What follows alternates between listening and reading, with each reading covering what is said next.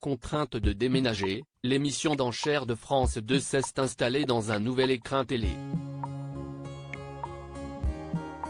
Télé Loisirs a pu visiter en avant-première le futur décor d'Affaires conclues. Août 2017. La production d'Affaires conclues prenait ses quartiers à Saint-Denis, au nord de Paris, dans les ateliers Christophe, célèbre orfèvre du XIXe siècle. Un petit bijou de l'architecture industrielle où, 5 années, durant, a pu s'épanouir l'émission phare des après-midi de France 2. Du provisoire, pourtant, il fallait partir. Le lieu était dès le départ promis à la vente et à la reconfiguration.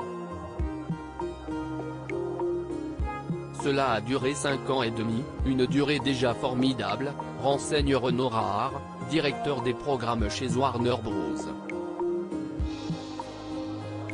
Fin 2022, il a dû faire ses bagages avec la centaine de personnes qui y tournaient 2 fois par semaine Affaires conclues.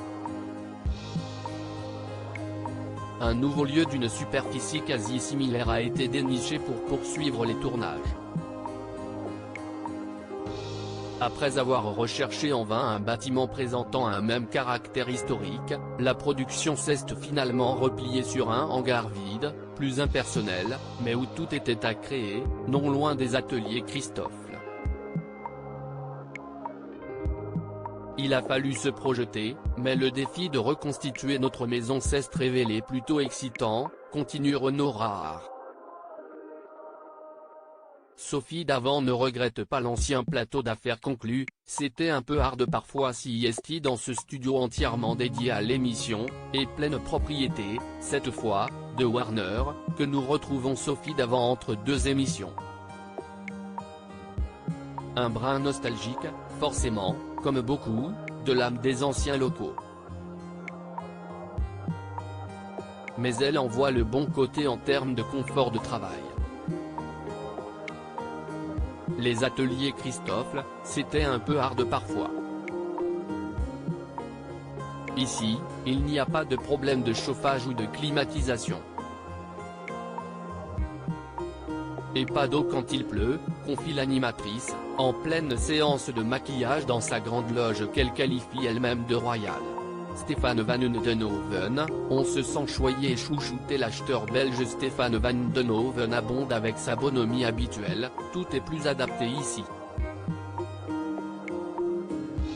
On se sent choyé et chouchouté.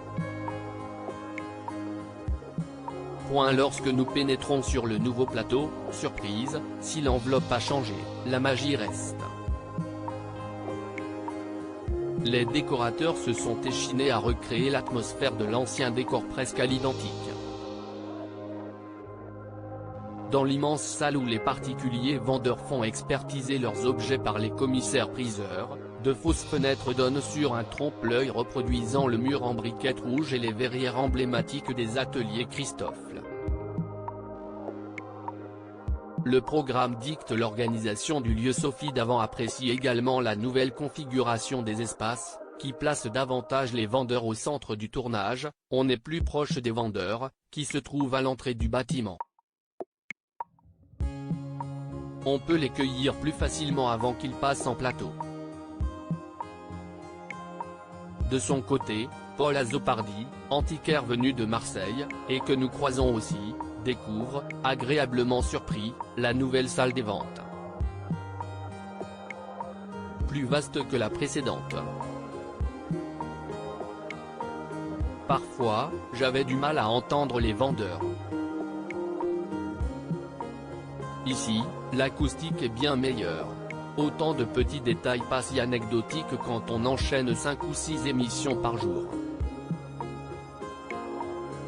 À lire aussi, c'est très émouvant, Sophie Davant touchée devant une demande en mariage dans Affaires conclues.